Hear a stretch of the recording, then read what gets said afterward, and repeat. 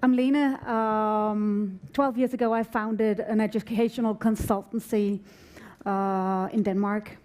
Our mission is to change schools. It's that simple. And what we do is we help schools, cities build dreams of what the future of learning could look like.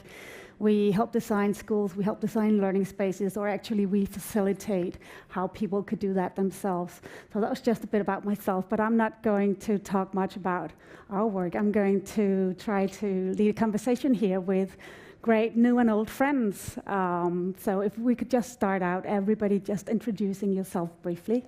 Sure, I'm Jamie Steckart. I hail from the great state of Wisconsin by way of 12 countries every 3 years, and by way of the Middle East. I'm the current head of Think Global School, which is a nomadic traveling school where we pop into a country for 8 weeks at a time, and students go to 12 countries before they graduate, but we have no permanent buildings anywhere other than a small office in New York. I'm Rebecca Amos. I'm one of the co-founders of MUSE School. I'm Steve Edwards, and I'm with the Vega schools. I'm one of the co-founders. Our school's in Gurgaon, India. My name is Jeff Holte. I also, strangely, hail from Wisconsin in the US, but I work in a school in Phnom Penh, Cambodia, and I work with Cambodian students that are from all over the country, boarding school. So all of you are involved in and has initiated really groundbreaking stuff that we're going to unfold, like all of the things that's been shared yesterday by the HundrED teams that all of you did was just mind-blowing and amazing. And I already used it this night actually to share with people in Denmark. Thank you all for doing this panel here. We are going to talk about different topics here. So let's start out with skills. Jamie, we've had a brief discussion that was pretty interesting. What do you think the crucial skills are for children today to learn? That's a great question. I actually had this conversation last night at the dinner table, and I think what's interesting today, I have three of my own children. They've both been homeschool, free-range kids since they've been born. And I used to think that reading was the most essential skill, that if you were a really good reader, you could learn anything. And there's many examples in my own life and other people's life that reading is the skill set. You can access any subject area. But I was on break, or I was in country, and my family was actually back home. They sometimes don't travel all the time with me. And I got this photograph of this amazing birthday cake with fondant and this unicorn horn, and it was like gorgeous. And it was my daughter's 10th birthday, and I said, "Where'd you guys get the cake?" And my wife texted me back. She said, "Piper made it." And I was like, you gotta be kidding me. This is like an award-winning cake. I said, "How did she learn how to do that?" And that one kid says, "I want to be a YouTuber." Like now I kind of believe, like, if you can watch YouTube, you can learn anything you want to learn in the world. And I'm the perfect example of that, and so are my kids. And I think, we talk about what kids have to know. I think kids have to know what they need to know to be able to do what they want to do at the moment they want to do it. Really what they really need is this awe-inspiring confidence that we should give them, that whatever they want to learn, we'll get them the resources to be able to learn, and that should drive what their skills should be. And so that's what's really exciting, I think, about where schooling is heading in the next years. There's a lot of questions about equity of access, but that's really where I think the skill set should be focused on as educators. Yeah. Steve, I know you've given a lot of thought to this at Vega too. Could you share what you believe to be really important for children to learn? Well, I think resiliency is critically important. So many times in life you meet with challenges, and it goes back to your persistence piece as well. And these are things that we don't spend a lot of time on. As the quote you had was outstanding by the 10th grader about, working to pass a test rather than to thrive in life. So I think those very basic skills that we don't spend a lot of time on, such as persistence, such as resiliency, such as that confidence that we need to be successful. And the more we can give opportunities for children to have experiences that help build those skills, I think we're going to make a huge difference in their ability to really thrive as they go through their lives. How do you, and you're welcome to chip in, all of you, there's a lot of talk about 21st century skills and all the classic academic knowledge, and how do you balance that today as a leading school? Yeah, I think it has also a lot to do with making priorities and making decisions about what you spend your time on. Because so we think a lot about the skills that our students are going to need in their future, like really think about that, as opposed to doing all sorts of content, and also really based on what they're interested in and their passions and so on. But we're like really trying to be futurists, if we can, like always being futurists, to figure out what is it that what are the skills, whether that's collaboration, communications, resilience, creativity and innovation, where I come from and work in Cambodia, there's a real need for innovation, for example, and creativity, and so we work on those things, and we really work on those based on things that are engaging to the students. Could you give a concrete example of how you do it?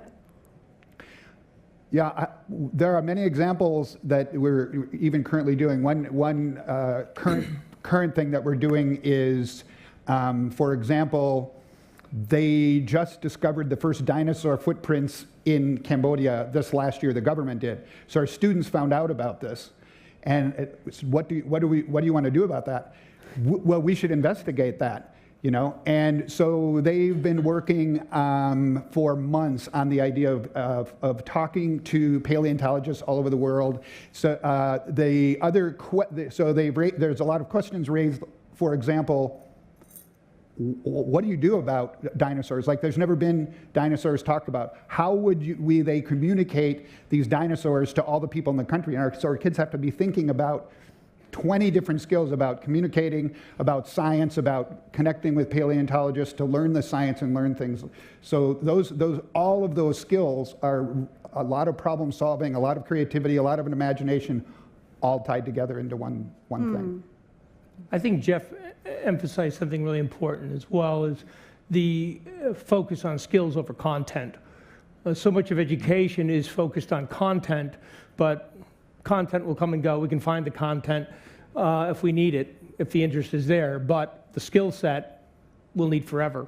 And developing and expanding skills, I think, is critically important. I think what's unique about Think Global is within our current 45 student body, there's 33 different countries represented at our school. And you read the news today, and one of the core values that we have is this global competence, being able to work with a diverse group of people. It's probably the most diverse group of students and faculty that I've ever seen assembled in my lifetime, and just the learning environment from having that diverse perspective within the school itself, as we're in a country that's unfamiliar to most of all the students that are in the country. I think with the way that the world is going, having more kids really understand and have global competence when they move out into the world, I think that's a skill set that is sorely missing from a lot of schools that exist today. So that to me is a vital thing as problems accelerate in our world. Is we have to have those commonality, those connections with each other. So let's look a bit at the role of the teachers. If this is what we want to see, like how do you view the mindset and the role of the teacher as the role is changing from maybe like the source of all knowledge you need in the world to something else, facilitator, and even a lot more. Jeff, could you have a go at it? I have a lot of questions about the role of who is a teacher and who is a learner. And we have the opportunity to really explore that idea because first of all, for our school is student-centered, more student-centered, so they get to ask a lot of questions, they get to develop a lot of things, and therefore, and also we sometimes take advantage of opportunities that arise. So the curriculum isn't set. So for a teacher to come in and know all the content to deliver is not what we do. So the idea of who's a teacher and who's a learner is very interesting. So I I think we really believe that there's more than 7 billion people in the world, and they could potentially all work with our students.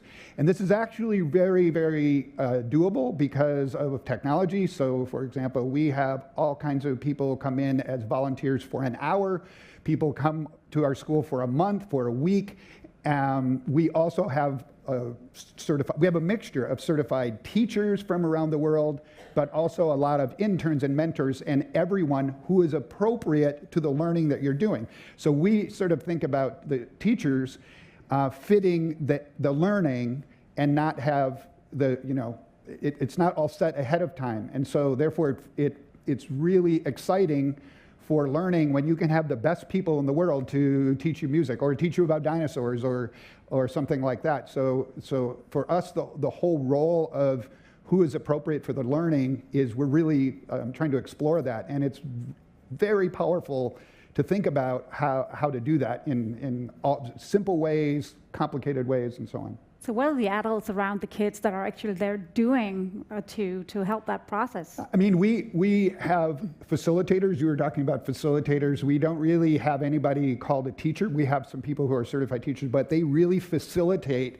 what is going on. And that might mean facilitating someone on the other side of the world. It might mean facilitating all kinds of people who are involved with the students and their learning and their projects and their what's going on. So the concept of facilitating learning is very different than knowing content and delivering it. So we have people that that are teachers who might not know almost nothing about the topic or the things that are being worked on, but there's a whole world to help to facilitate and make it happen. Hmm. And Rebecca, how do you navigate and teachers who come in or facilitators? How do you make people make that change and role?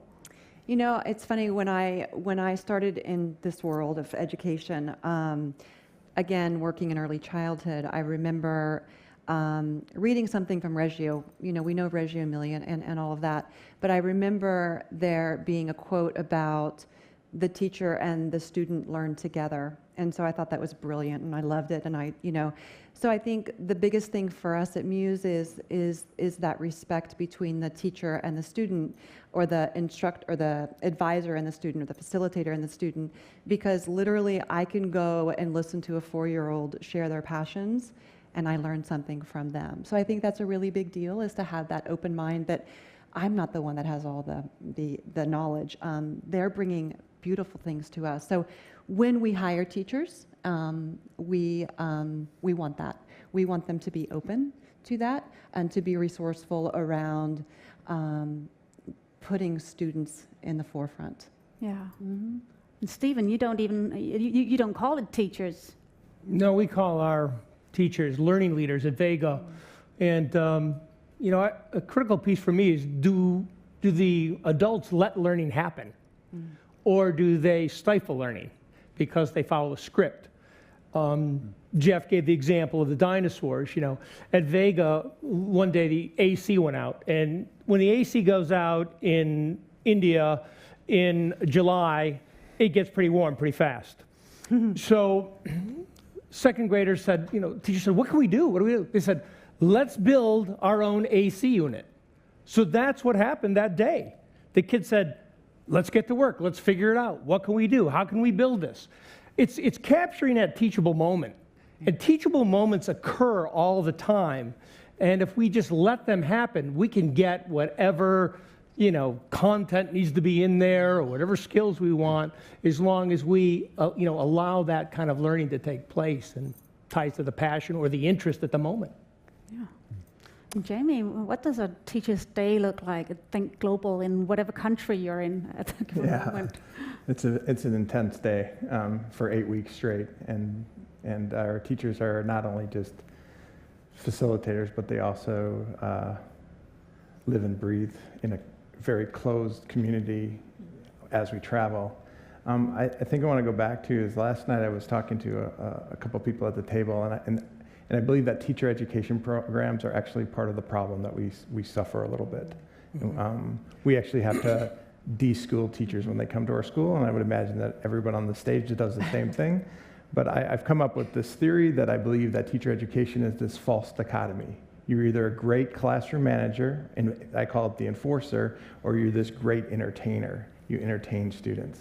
And the focus is on you, as opposed to the focus actually being on the kids. You know, it's this false dichotomy. And so what we have to actually not only change how our students learn, because they're used to being consumers, not creators, and our teachers are used to being either the enforcer or the entertainer. And so you have to change how not only the learners learn when they come to your school, but you also have to teach how the teachers, when they come to your school, teach. And that process takes a long time. So what you really want to focus on with teachers is, are they passionate about learning, and are they passionate about letting kids flourish in the midst of all this uncertainty that happens as a traveling boarding school? So adaptability and flexibility, if you can't handle that, you can't work at our school. It seems like a really cool school to work at, but it's so intense. And so the question I have is like, you need to, the one interview question I start with is, what's the most intense travel experience that you've had? And I was interviewing a math teacher, and I asked her that question. She says, well, I was in Peru with my surfer boyfriend, and our entire stuff got stolen, and I couldn't get out of Peru for 9 months. Oh. I was like, you're hired. My math teacher was in Morocco. Another math teacher was in Morocco, and I interviewed him, and I was like, hey, you're in Morocco. Do you want to come by Rabat and talk with us? And he's like, sure. So he shows up.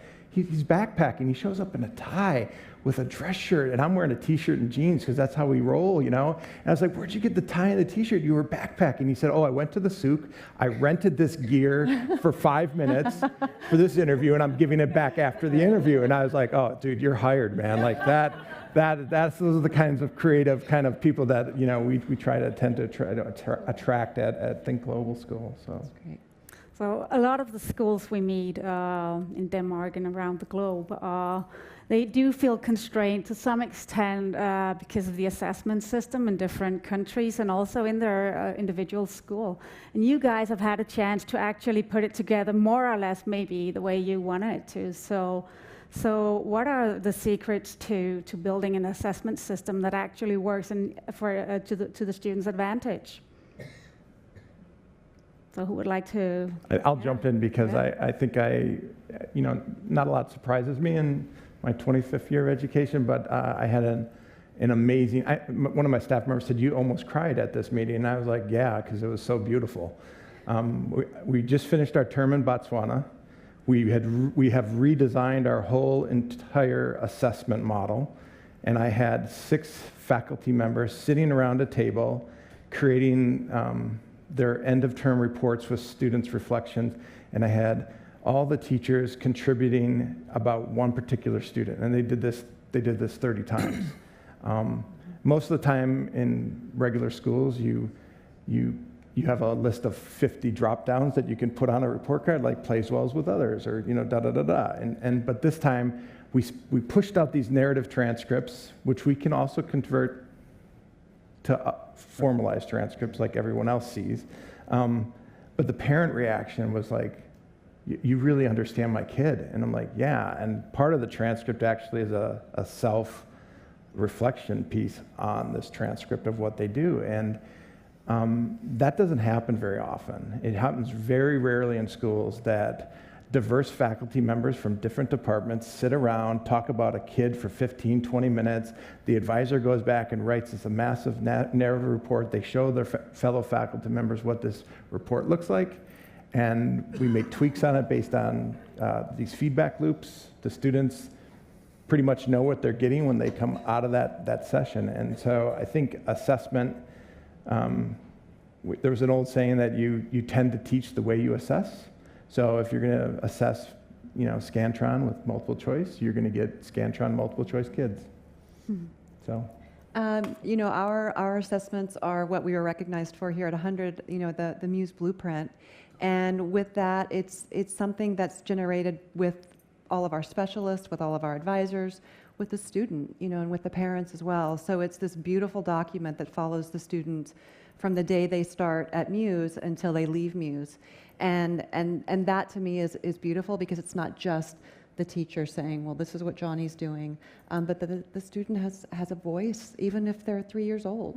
And of course, as they get older, you know, they lead those conversations about themselves when they have those meetings with their parents and all of the different adults that work in their life.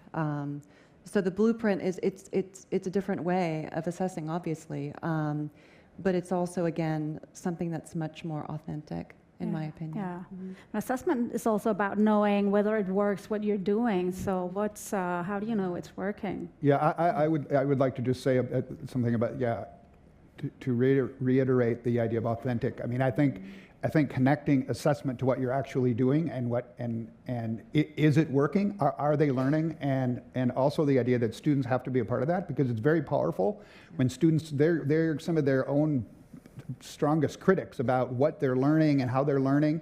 And if goals or things are talked about, what are we really trying to learn? Is this experience, this learning experience, about what do you want to focus on? Is this about creativity? Is this about being innovative? Is this about learning some science kinds of things? And so if it's authentic and if it's really connected, so if the goals are connecting to just math score or reading score, it's like, okay, well, that's what you're doing. But I think that's not what really any of us do. It's like really tying into the real learning that's going on and try to make it real and involve the students, because that's what they're going to remember. And give good feedback and have feedback. So for us, we give feedback from not only the facilitators who are working, but mentors from across the world, or who's ever working with them will also give them feedback. It's like, hey, that's really great the way you did this, and have you ever thought about this? So it's like, so bringing sort of, again, the world into the assessment where possible. Mm-hmm. So can I say one more thing about that? I think one of the things about the MUSE Blueprint, and I think a lot of what we're doing here in this room is that these students leave knowing who they are.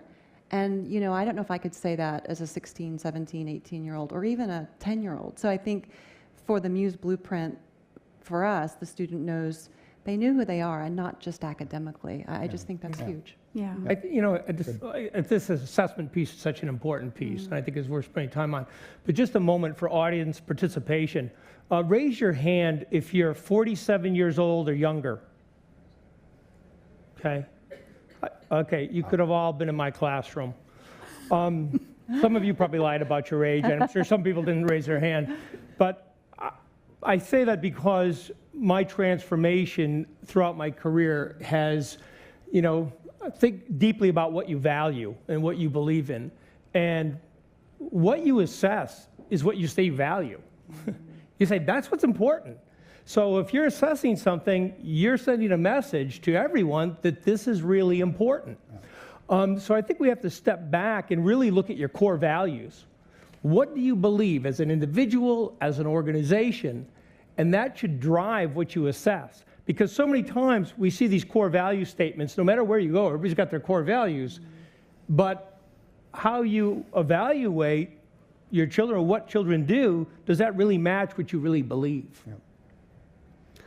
And to switch the topic, and we are like getting close to lunch also pretty soon. I like that. So So just we like must stop on time. so, how on earth do you lead a school that tries to break the mold? What's sort of like, if we look at the leadership role, what is really important? What are the elements we need to get right? And how can you push the agenda from the leadership perspective? Well, you know, I think there's a couple important things. And the gentleman who spoke, I'm sorry, I forgot his name, last night at dinner from the Ministry of Education said, when he posed the question, you know, everyone wants to come to Finland. Finland has this great educational system. What's the secret? You know, what's the secret sauce? And he said, you know, we invite all these brilliant people to come to Finland and then listen to what they do, and then we do it. I thought that was, you know, fascinating. So I think that's what great leaders do. Leaders look for other examples of things that are really cool and go see other things and never stop asking questions. You know, Stephen Covey said many years ago in his book, 7 Habits of Highly Effective People, seek first to understand. And when you go out and ask questions, one thing I noticed, I've got to share this, A couple of years ago, my partner and I went and visited a lot of supposedly really great schools in the world. And one thing we found, in only one of these schools that we visited, did anyone ask us what we thought, if we had any recommendations or any ideas for them. And we thought that that was profound. So we said, we're never going to make that mistake at Vega. When somebody comes to us, we go, what did you think? What did you see? What can we do better? What questions should we be asking? I think those are fundamental pieces. Jeff, kind of briefly, could you say how on earth do you create a school that is really a change maker school? Yeah, I really agree with that. Is learning from everyone and figuring out what you really want to do. But I guess what I would just add to that is also being willing to be bold and take risks. Because the idea of schooling my whole life and my whole career, it's like the default is very powerful to do school the way we've all gone to school, and to break out of that, to take the risks, to have a supportive enough board and staff and students have no problem breaking out of any molds and doing things differently. They're very excited about it, but the leadership of really stepping out and being bold and taking risks is difficult. It's difficult for all of us to do, and then stick with it. As you were just saying, it hasn't been an easy road. I think for probably all of us doing these, unique schools, it's not very easy to just like constantly do things different. But if you're really passionate and you know where you're going is the right way to stick with taking risks and go for it. And also, how do you do that with your staff, like the role of leader in like everyday school? I think that one of the biggest things that we continue to do with our staff is we also welcome these amazing people who come into the fold, and we learn from them.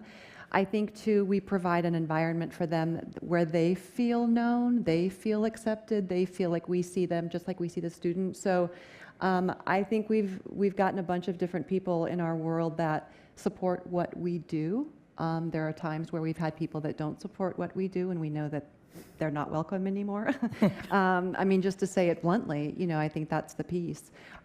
So that's how I would say that we would do that. Yeah. Jamie, what is your best advice to other people who has a great idea and really want to start a school? And Yeah, so 24 is when I started my first school. And I was gracious enough to have an amazing public school principal. We wanted a school bus to be able to travel the United States every 12 weeks at a time. And we walked into the superintendent's office of St. Paul Public Schools, the second largest public school system in Minnesota, 55,000 kids. And she said to me, "Now listen, Bill's going to ask you what you're going to do with that school bus, and you're going to say you're just going to keep it around town." And I said, "Really?" And she said, "Yes." Okay. I said, "Okay." So he asked me, "Where are you going to take this school bus?" "Oh, just around town." The next week later, I was in Southwest Texas with students in my school bus because I had a great leader who basically covered for me and allowed me to take a lot of risks as a student. And I honestly think that you need to create an environment where, as the leader, you have enough juice to be able to maybe knock down some of the institutional external barriers to allow your teachers to flourish. So I'm a little bit older than my faculty now. They're doing the really cool stuff, and basically I'm the one who's providing cover for them to do this. So when I started at Think Global, staff member came to me, "I want to teach the Odyssey. I want to do it on a boat in the middle of the Greek islands." And I was like, "Okay, go ahead." And he looked at me like, "Are you serious?" I'm like, "Yeah, it sounds like a great idea." So you as a leader, you really need to facilitate an environment where people take risks, and when they make mistakes, you don't crucify them for it. Right on. I think leaders also have to disrupt people's thinking. I think you have to constantly ask questions that cause people to think differently, take them outside their comfort zone. But if you don't disrupt things, people will do what they've always done. And people like to be in their comfort zone because it's comfortable. You don't want to put people in a panic zone, but you got to continually stretch people. And to do that, you've got to build good relationships and know what makes people tick. Yeah. And give them the experiences to go along with that disruption, so that it's not like you're just thinking disruptively, like you need to get out of the classroom or whatever it is. Really help them with practicing it And sometimes, as I think one of you was just saying, it takes a while to practice being out of your comfort zone. Well, thank you all so much. This was just scratching the surface of all of the things that you guys could have shared. A good conversation started for lunch, so we could also maybe disrupt ourselves at lunch and put the fork and the knife in different hands, or when you go to bed tonight, put the toothbrush in the other hand that you're not used to and continue to stretch ourselves. I got to do the easy part here. Thank you for that, HundrED team. And thank you so much for agreeing to talk here together. So, and thank you all. Thank you.